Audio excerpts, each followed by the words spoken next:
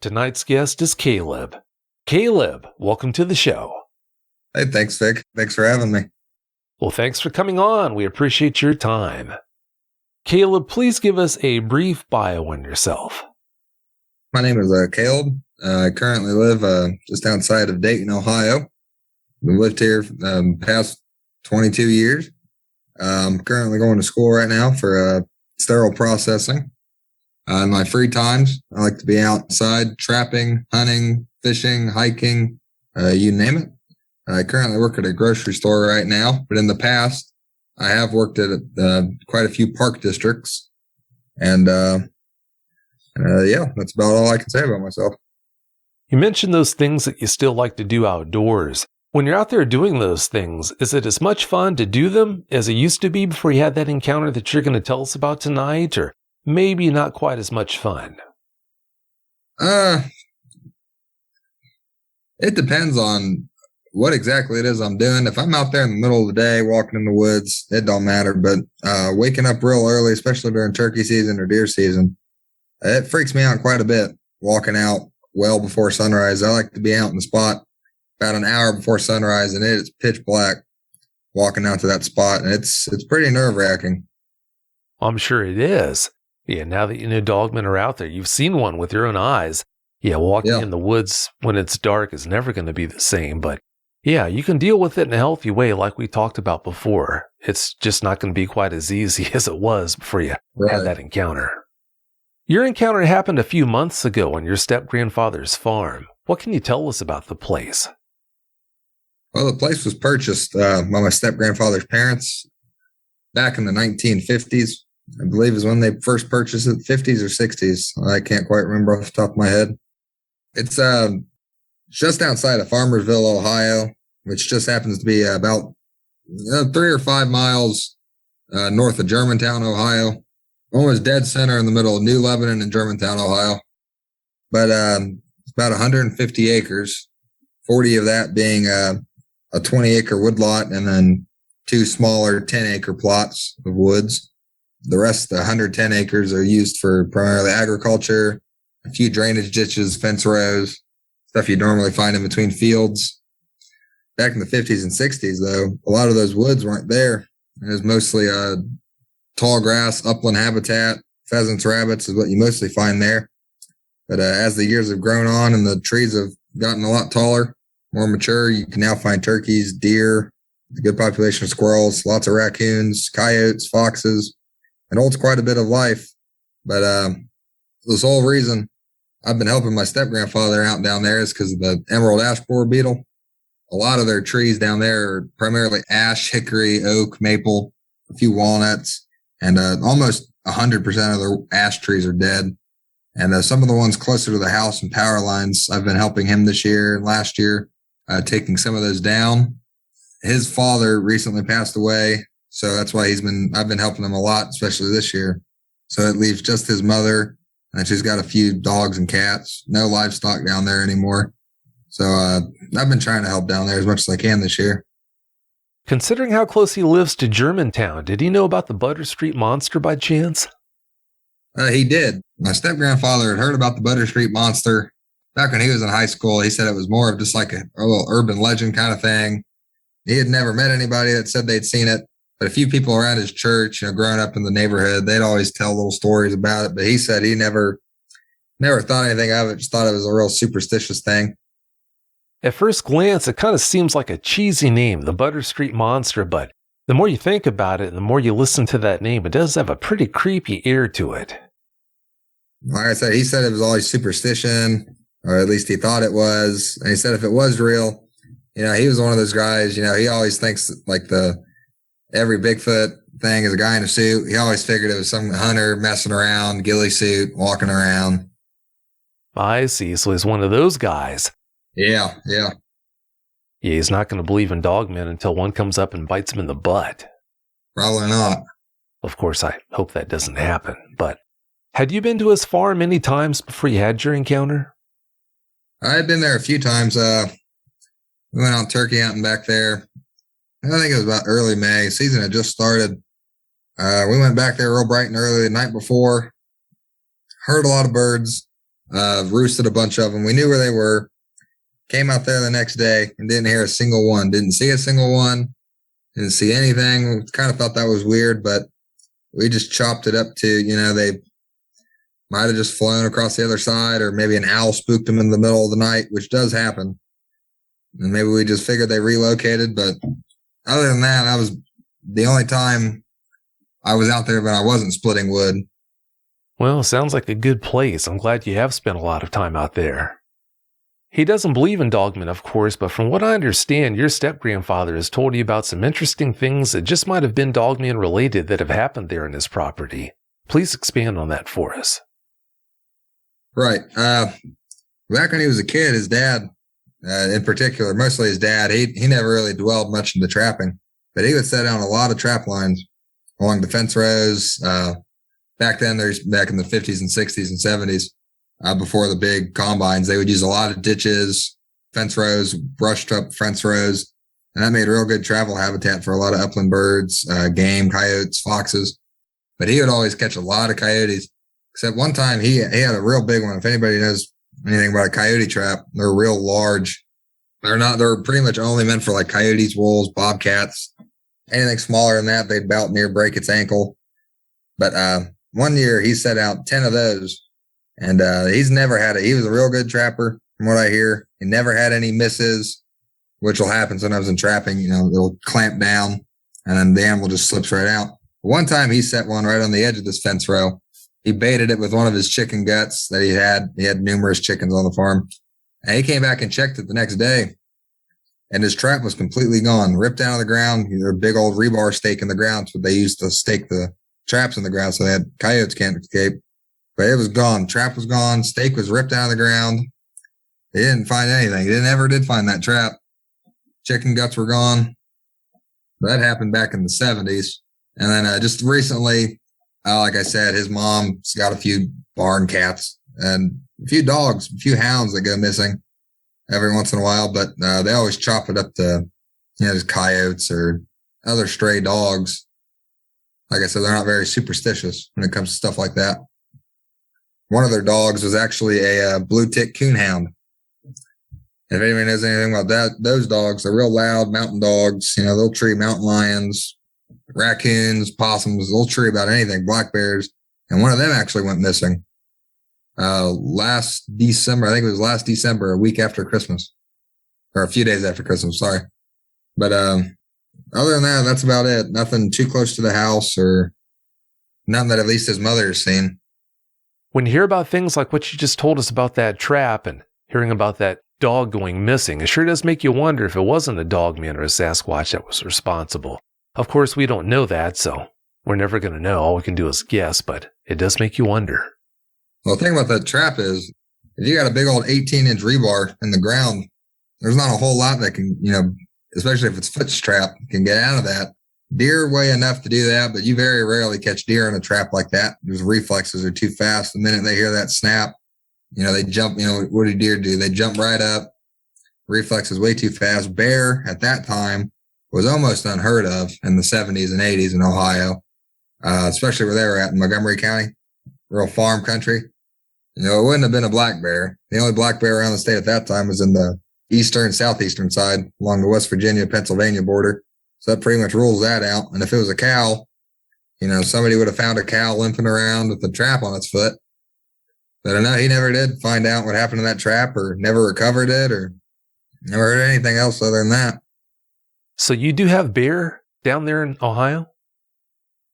In some parts. The part of the state we live in, they're pretty rare. A lot of visitors come through every once in a while, but a majority of the breeding population is in the southeastern part of the state, Zaleski State Forest, Wayne National Forest, and up northeast along the Pennsylvania line, Ashtabula County, Lake County, Trumbull.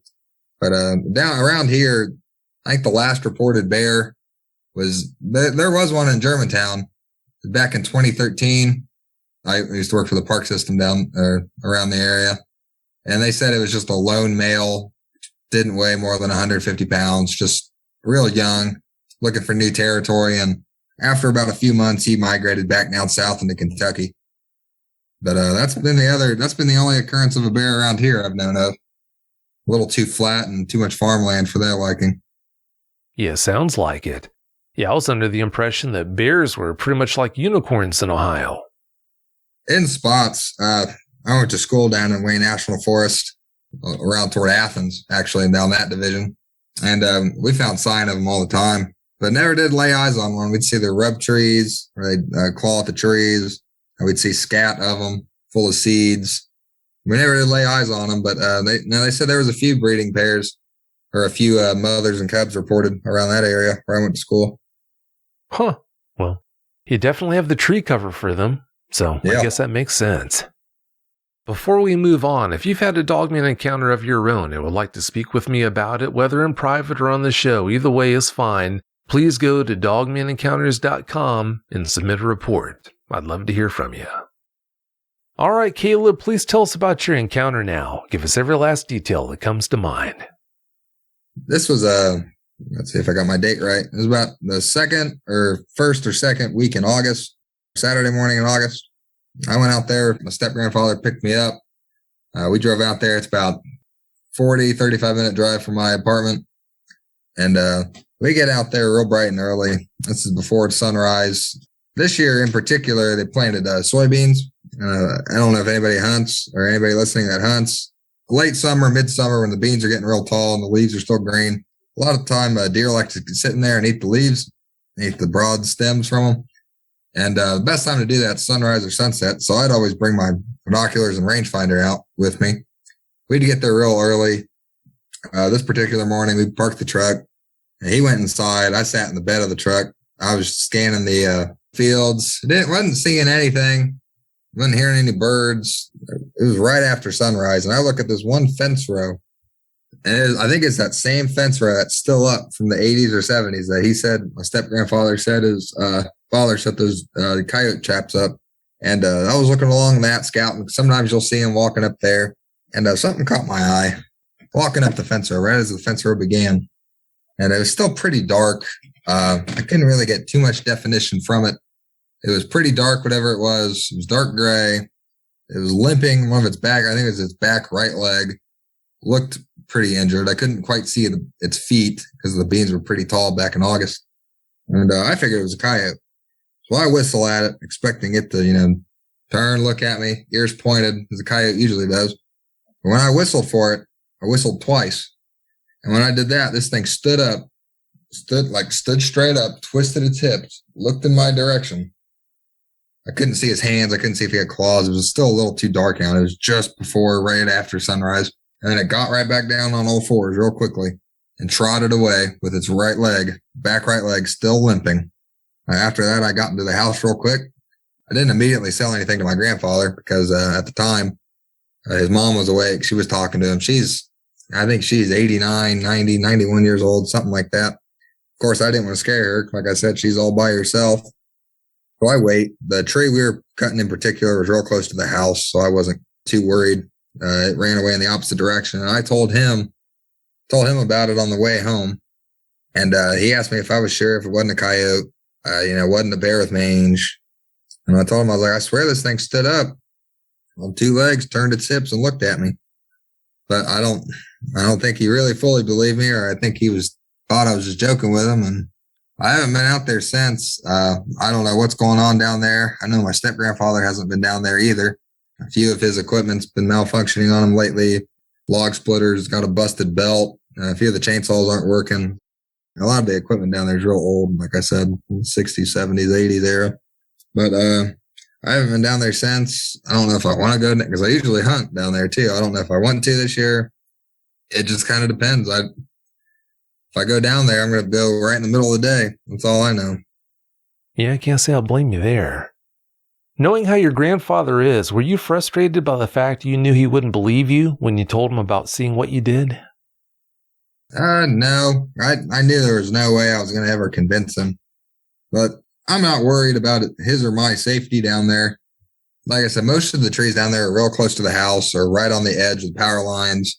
I don't think we're going to venture too deep into the 40-acre woodlot to try to clear those trees out. I think we're just going to try to let those lay, make them good cavities for any raccoons, fur bearers, woodpeckers, owls. We're just going to leave those be, I think. But I wasn't quite concerned that he didn't believe me. He doesn't quite believe in anything. He only believes it if he sees it with his own eyes, stuff like that. Kind of guy where if you tell him, you see a deer this big, he's like, oh, you probably saw it. It was just this big. That's just how he is.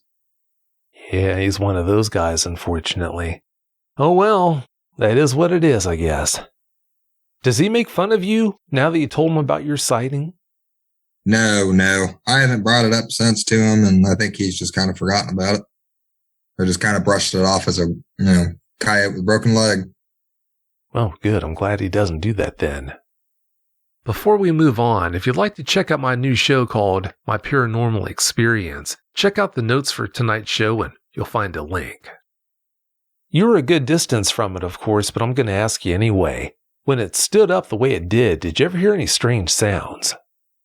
No, I couldn't quite hear much of anything. I was about, like the rangefinder said, just a little under 200 yards. No, I couldn't hear anything it was doing. Yeah, being that far away, there's no way you'd hear it. I knew the surroundings was pretty quiet.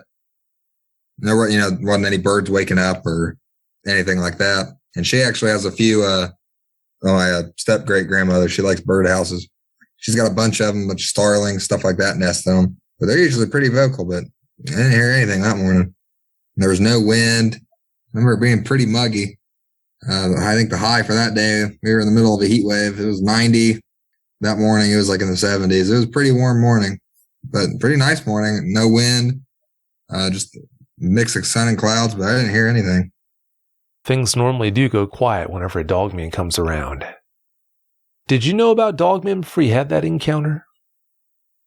I had watched a few TV specials in middle school about like werewolves, Beast of Bray Rd, stuff like that. But I had no idea they were down in Ohio. I figured they were just, the Michigan Dogman, Wisconsin Bray Rd area. I thought it was the more localized event up north. Little did you know that you're right there by the Mecca in Ohio for dogman encounters. Yeah, I didn't know anything about Anthony Road or anything about that. Yeah, well, now you do. How'd you find out about the show? I was listening to a Sasquatch podcast, and your channel showed up on one of the related videos. So I clicked on that. I started watching a little bit of those until I finally found the one about Ohio, and I was real interested after that. What did you think when you found out about the show? I was pretty excited. Like I said, Germantown's only about, from here, it's about 30 minutes away if you take State Route 35 straight through Dayton. So, of course, I went down there, me and my brothers, but no, we didn't see anything. We went, middle of February. Leaves were down. Obviously, the fields were down, cornfields, bean fields. We just thought it was neat that, that something like that was so close to our house and we had no idea about it. A lot of people around us don't know anything about it, unless you live down there. Oh, sure. Yeah, that's no surprise. When you did find out about dogman encounters and consequently found out about all these encounters people have had, was that a good thing because misery loves company, or was that a bad thing, making you think, uh-oh? Well, it kind of raised me more questions, really. Because like I said earlier, I thought, the Beast of Bray Rd, Michigan Dogman, I thought they were just more isolated events, wasn't quite sure what to make of it.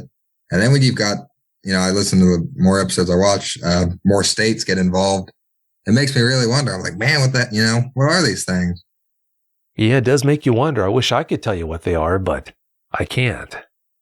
You told us about how you still head into the woods now and do a lot of different things, but if you have another encounter, do you think that's going to cause you to throw in the towel? Well, I mentioned to you on the phone call, but I forgot to mention to it in a little sighting a few minutes ago. But like I said, the leg was broken and it kind of looked real skinny, real malnourished, real sickly looking almost. So that, it didn't quite horrify me, but it still just kind of freaked me out. I wasn't really scared of it. I was scared of, the unknown of what is this? But I think if I was to see a real healthy, mature one, like the cover page of your channel, I think that would kind of freak me out quite a bit. Well, please don't forget, if you ever do have an encounter like that, you know to call, because I'll be there for you. Oh, yeah. But like I said, now, like I'll go into the woods, especially turkey hunting. I always like sitting in the tree at least an hour before shooting hours. And man, this year, for deer season this year, I went out opening morning to another one of my uncle's fields down in Sabina, Ohio. And it's mostly fields down there, but it's, it's about the same atmosphere, fence rows, water ditches, stuff like that. And I got to walk along, his beans are still up. I had to walk in between his fence row and his bean field. And this was early in the morning, mind you, 5 o'clock in the morning. And the whole time I wanted to turn my light on so bad. Cause I was a little afraid, hair on the back of my head standing up, goosebumps.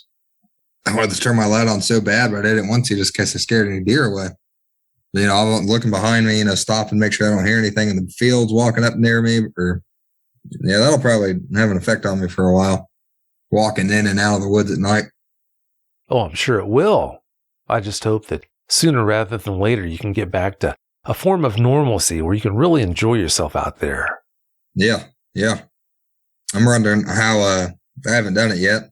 Season just started yesterday on fur bearers, raccoons, beavers, mink, stuff like that. And my cousin down there, close to Wilmington and Sabina, he kind of has a real big, with those blue tick coonhounds I mentioned earlier. He actually sells them. He breeds them and sells them, and he keeps the best for himself. But I go down there sometimes with him, and I wonder how that's going to be for me this year. It's at the dead of night, but granted, we got big headlamps on, and of course, his hounds are braying and barking. But I wonder how that's going to affect me this year.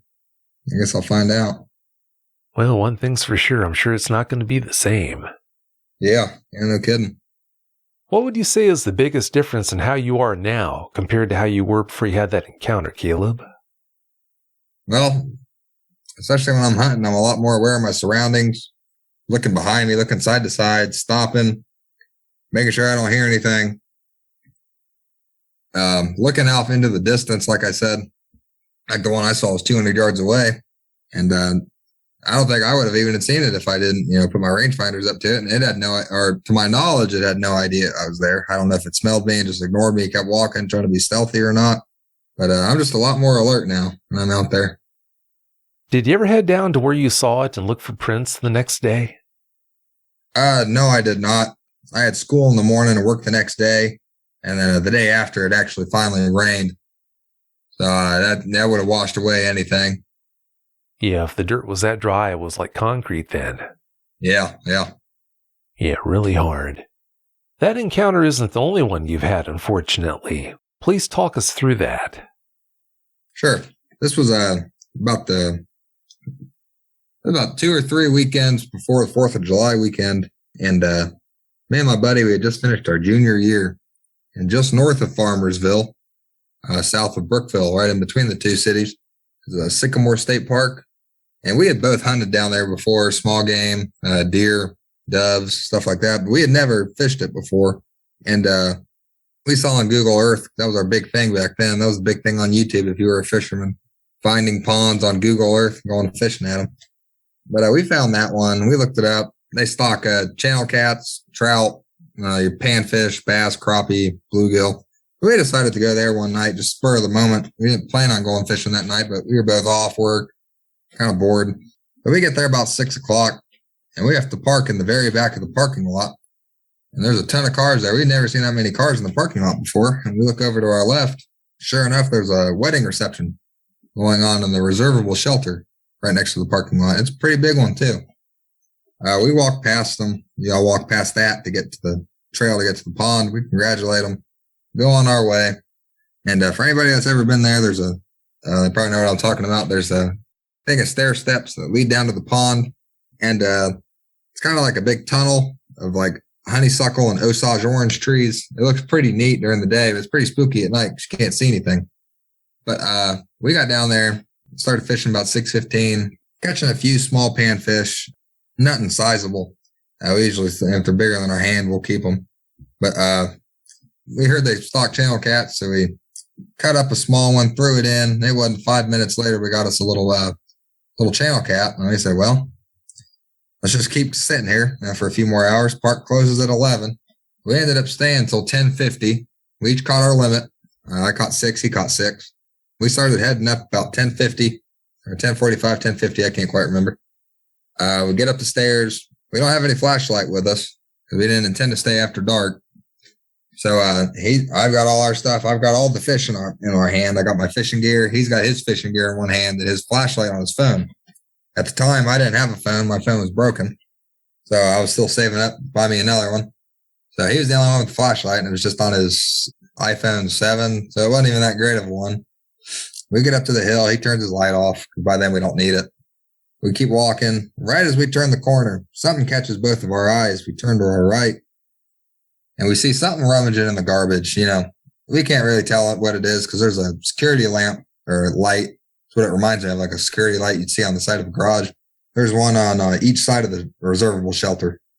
And underneath one of them is a trash can. And like I said, we see something rummaging in there. I can't really tell what it is. From where we're at, we're about 50, 40 yards, somewhere in between there. We just see a black mass, digging in the trash. I figured it was a raccoon. I figured there was just a wedding reception. I figured the trash can was full. It climbed up there and it's just sitting to the top, eating garbage. So we stopped about 40 yards from it. And I put my stuff down. I shout real loud. I remember exactly what I said. I said, "Hey, old boy, get out of that garbage can." And right when I did that, whatever this thing was shot up real quick, stood completely upright. And it just sat there for like 10 seconds. Me and my friend didn't know what to do. We thought, we were thinking in our heads. We were like, well, this is a bear, a homeless person. We weren't too far from Dayton, about 15 minutes west of Dayton. We thought, hey, there's a homeless guy. But this thing was tall. This thing was real tall, whatever it was. Those big industrial trash cans they use for the reservable shelters over at the ODNR, they're pretty tall. They're about 4 feet tall. And then the way the light was shining, it was shining at an angle. We saw it to about its belly button, or where its belly button would be. It was more human or ape-like. And after about 10 seconds, it turned, raised its arm over the trash can, turned its hips, and walked right back into the woods. And my friend's freaking out. He doesn't know what he just saw. We both don't know what we just saw. He's wanting to run to the car. I don't want to run. I said, if we run, predator-prey instinct. I said, if this thing's, aggressive, he'll think, well, we're running, time to chase him. So we pick up, I smell like fish. I got a big barrel of fish in my hand. So we fast walk over to the car. We just continue looking to our right, seeing if we see it. But right when it left the light, it was just instant black. We didn't see it walking away after that. At the time, remember, we're in the very far end of the parking lot. So we got to walk to the entire other side while continuously looking behind us. And then we're walking to the car. And if anybody has ever had a Chevy Impala, I had a 2009 one. I think from 2007 to 2011, there was a defect in the car. And it only happened when you had the AC on. But whenever you opened the door, opened the trunk, did anything, it was a clicking noise in the dash. It was like, that's the best way I can describe it. I never got a recording of it. You can probably look it up on YouTube, the manufacturer malfunction. And there was no way to fix it. So we open our door. Immediately, the click noise starts happening. This is pretty loud, too. Throw our stuff in the car, throw our poles in the car. He's got one of those strap bags. It's got like 3 straps of a fishing bag. He can't get it off. He's freaking out. He gets his knife out, cuts one of the straps, throws it in the car. And as we back up, he looks in the rearview mirror. Thankfully, he doesn't see anything. I refuse to look in the rearview mirror. And we drive off. I'm probably going 55, 60 miles an hour in that little 25 spot. And brights on the whole time. I don't think I turned my brights off till I dropped him off at his suburb house in Huber Heights, just north of Dayton. That's where we lived at the time. And that freaked me out pretty bad. Well, I can understand why it would freak you out. How sure are you that was a Sasquatch and not a Dogman? That's the thing. I can't really tell, it was completely pitch black. Could have been either or, really. The thing that makes me lean more toward a Sasquatch is the belly button. Because we could kind of see where because there was kind of a bare patch in the, how a belly button is like something like a human. It's got like a little shadowy area, like a little indent right there. Even on men with hairy stomachs.